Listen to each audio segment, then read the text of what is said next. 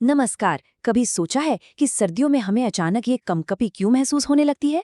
मतलब कई बार तो मोटी से मोटा स्वेटर भी फेल हो जाता है, ठंड अंदर तक लगती है। तो आखिर ये होता कैसे है? तापमान गिरता कैसे है? चलिए आज इसके पीछे के विज्ञान को आसान भाषा में समझते हैं। हाँ बिल्कुल। ये सवाल जितना हमारी रोजमर्रा की जिंदगी से जुड़ा है ना, इसकी जड़ें उतनी ही गहरी हैं, स्पेस तक जाती हैं।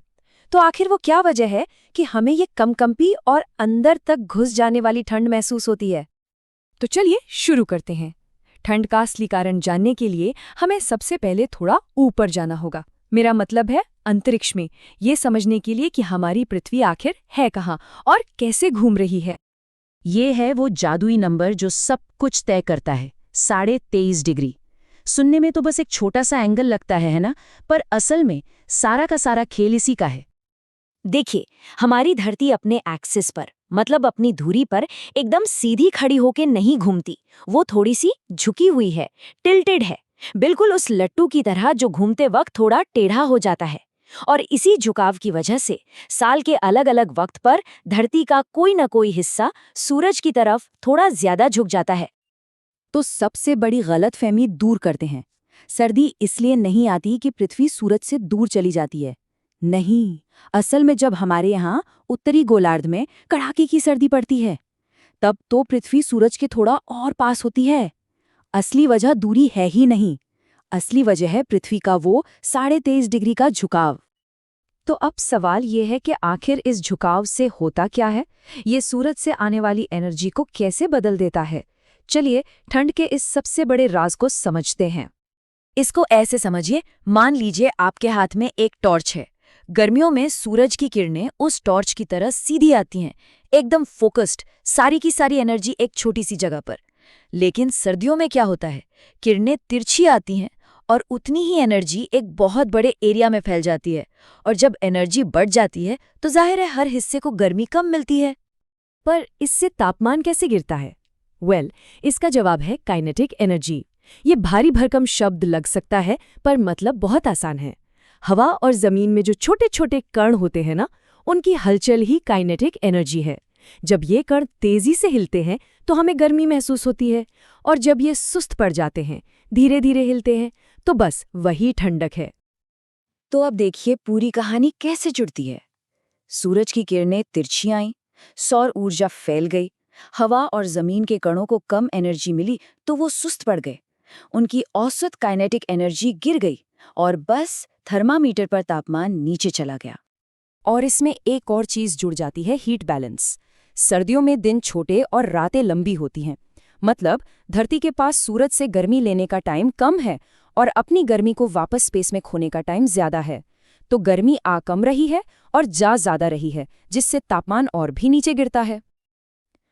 ठीक है, तो ये तो हुई धरती और सूरज की बात। पर अब आते हैं अपने ऊपर। ये तो समझ गए कि तापमान कैसे गिरता है, पर हमें ये ठंड महसूस क्यों होती है?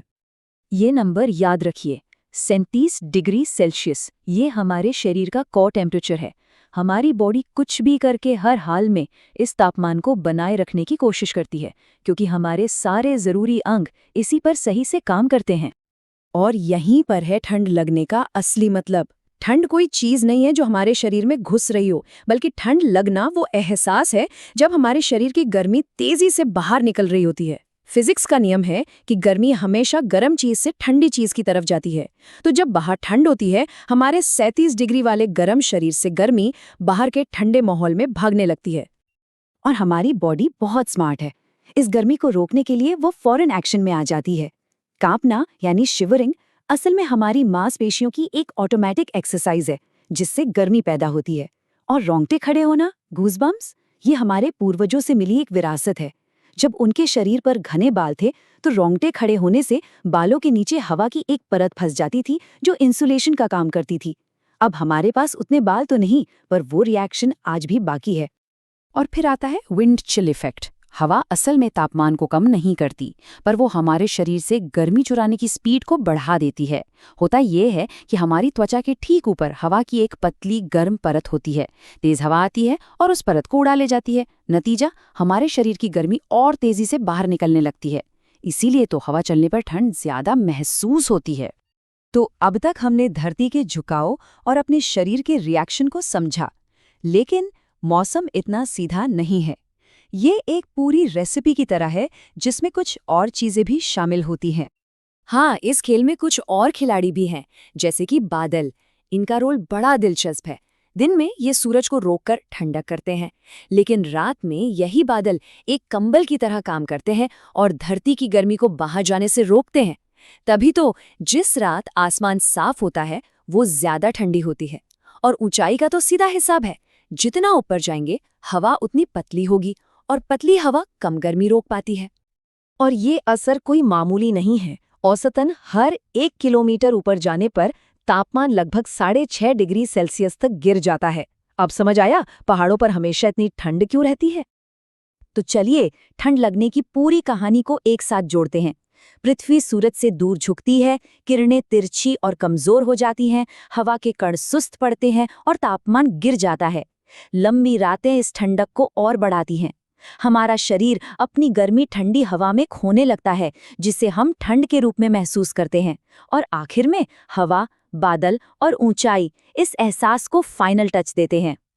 ये समझना वाकई कमाल का है कि कैसे अंतरिक्ष में होने वाली एक घटना हमारे रोजमर्रा के एहसास से सीधे जुड़ी है। पर यहाँ एक सवाल पर सोचा जा सकता है, अगर भौतिकी के नियम सबके लिए एक जैसे हैं, तो फिर ऐसा क्यों होता है कि एक ही तापमान पर किसी को ज्यादा ठंड लगती है और किसी को कम? क्या हमारे शरीर का मेटाबॉलिज्म, हमारी सेहत या हमारा तनाव इस एहसास को बदल सकता है? ये ठंड लगने के अनुभव का वो पहलू है जो शायद सिर्फ थर्मोमीटर से नहीं बल्कि हमारे अंदर की केमिस्ट्री से तय होता है।